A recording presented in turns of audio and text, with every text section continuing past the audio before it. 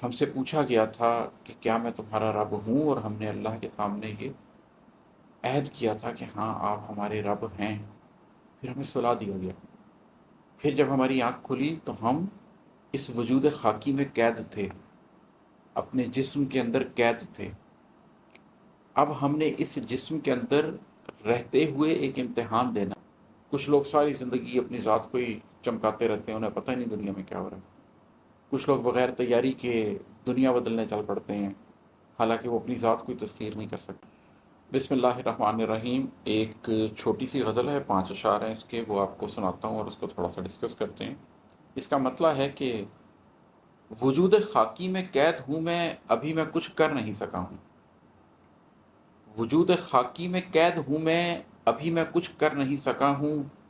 قفس بدن کا گرا رہا ہوں مگر ابھی مر نہیں سکا ہوں۔ ہم میں سے بہت سے لوگ سمجھتے ہیں کہ اگر وہ تھوڑا سا اسپریچول ہو جائیں، تھوڑا سا روحانیت کو اختیار کر لیں، تو وہ یہ محسوس کرتے ہیں کہ we are on a spiritual journey.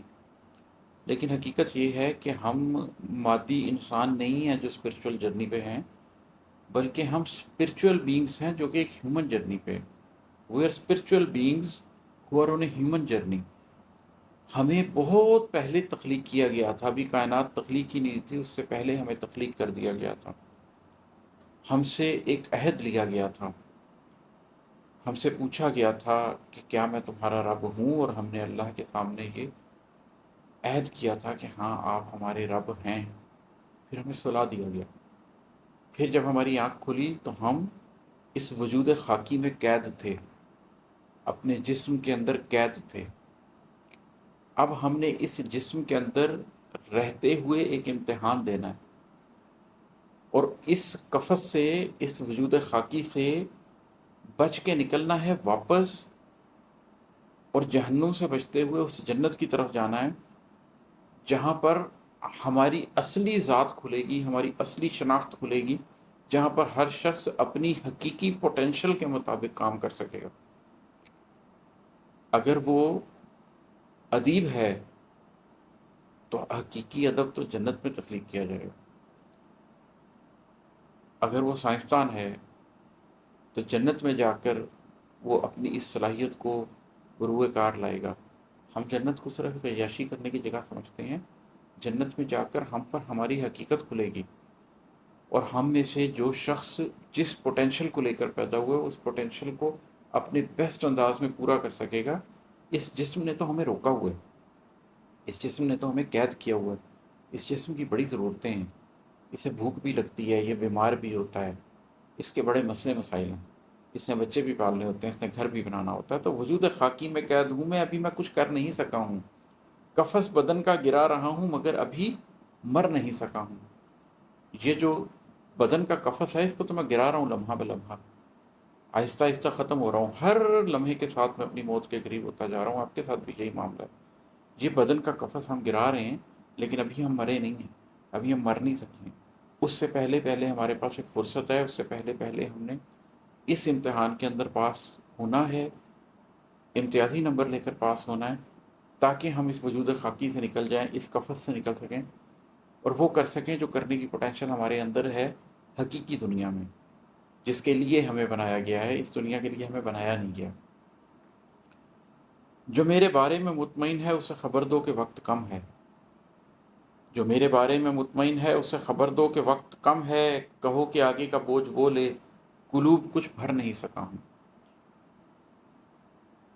میں بہت سالوں سے کوشش کر رہا ہوں کہ لوگوں کو نفس کی اور قلب کی حقیقت سمجھاؤں، اور لوگوں کو یہ بتاؤں کہ کیسے آپ اپنے نفس کو پچھاڑ سکتے ہیں، اور کیسے آپ اپنے قلب کو زندہ کر سکتے ہیں، اور اس کے اندر نور اتر سکتا ہے۔ ظاہر ہے میری اس کوشش میں بہت سے لوگ غیر مطمئن ہیں میرے بارے میں، ابہام ہوں گے، ڈاؤٹس ہوں گے، ویسٹڈ انٹرسٹ سمجھتے ہوں گے میرا۔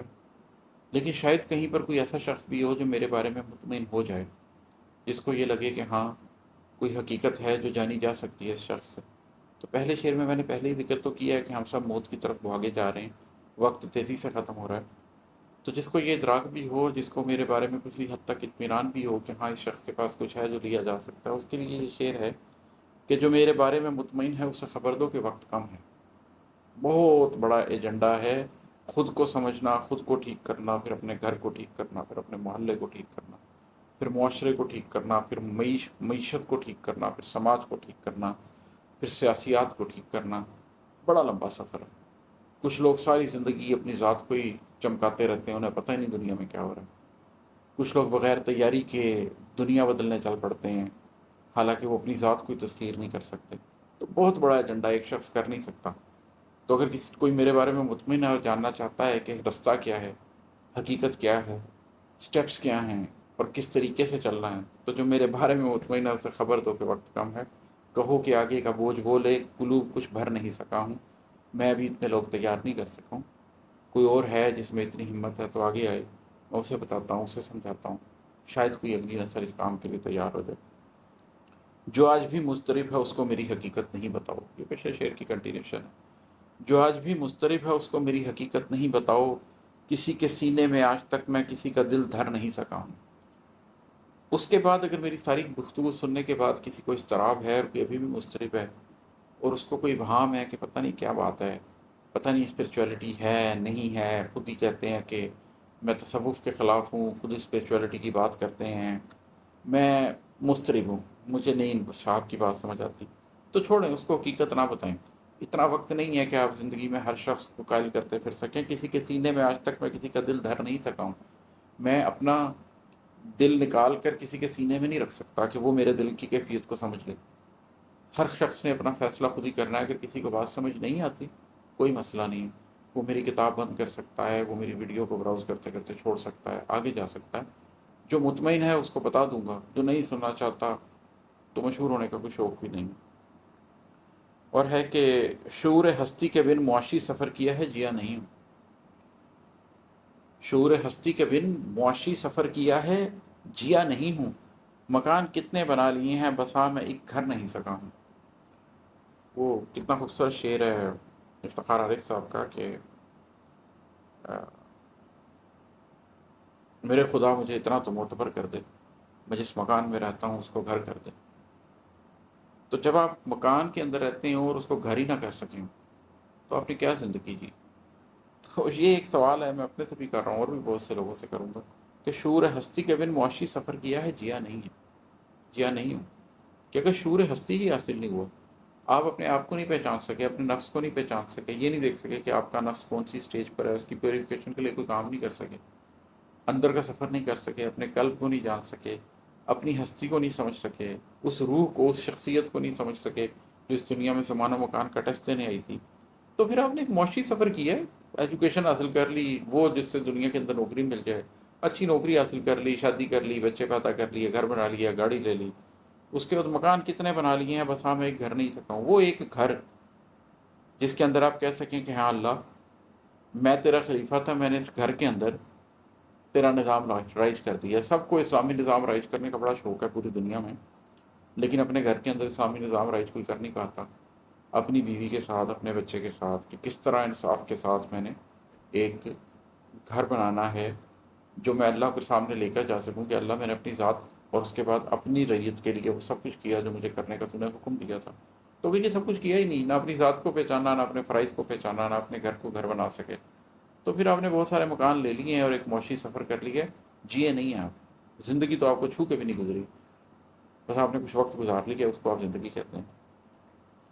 اور مقطع ہے کہ عماد برسوں ہوئے خدا سے مجھے محبت تو ہو گئی تھی، عماد برسوں ہوئے خدا سے مجھے محبت تو ہو گئی تھی، مگر خشیت نہیں ہے دل میں، خلوص سے ڈر نہیں سکا ہوں۔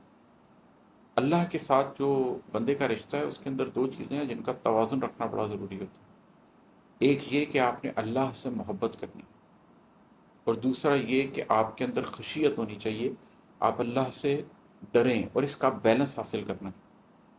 تو وہ میں نے اپنے دل میں جھانکا تو اس پہ ایک سوال پیدا ہوا، تو اس کے اوپر یہ شعر ہے کہ عماد برسوں ہوئے خدا سے مجھے محبت تو ہو گئی تھی، میں نے یہ جان لیا تھا کہ وہ میرا خالق ہے اور میرے دل کے اندر اس نے دھڑکنا شروع کر دیا تھا، مجھے اس سے محبت تو ہو گئی تھی، لیکن اس محبت کے بعد حد ادب بھی ایک ملحوظ رکھنا تھا۔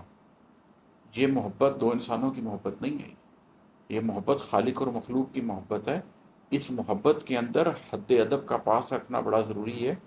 اور مجھے احساس ہوا کہ میں نے کئی دفعہ محبت تو محسوس کی، لیکن میں نے اس کے سامنے کھڑے بھی ہونا ہے اور میں نے اس کو جواب بھی دینا۔ یہ خوف محسوس نہیں کیا۔ مجھے دنیا میں کچھ لوگ ملتے ہیں جو خدا سے بہت محبت کرتے ہیں لیکن ان میں خوف نہیں ہوتا، ان کو میں مشورہ دیتا ہوں خوف پیدا کرو۔ کچھ لوگ ملتے ہیں جو خدا سے بہت ڈرے ہوئے ہیں لیکن اس سے محبت نہیں کرتے، انہیں میں مشورہ دیتا ہوں کہ محبت کرو، کیونکہ ایک بیلنس لینا ہوتا ہے۔ تو وہ لوگ جن کے اندر بہت خشیت ہے ان کو یہی شعر میں الٹا کر کے سناؤں گا کہ خشیت تو ہے لیکن محبت پیدا کریں۔ اور اپنے آپ کو میں نے یہ دوسری طرف سے کہا کیونکہ مجھے یہ محسوس ہوا کہ میں بہت لائٹ لے رہا ہوں۔ خدا کے حکم کو اس طرح لائٹ نہیں لیا جا سکتا۔ خدا سے محبت کا مطلب یہ نہیں ہے کہ آپ اس کے حکم کے اندر ٹس سے مس ہو جائیں، ادھر سے ادھر ہو جائیں۔ حماد برسوں ہوئے خدا سے مجھے محبت تو ہو گئی تھی، مگر خشیت نہیں ہے دل میں، خلوص سے ڈر نہیں سکا ہوں۔ ابھی کے لیے اتنا ہی، بہت شکریہ، السلام علیکم۔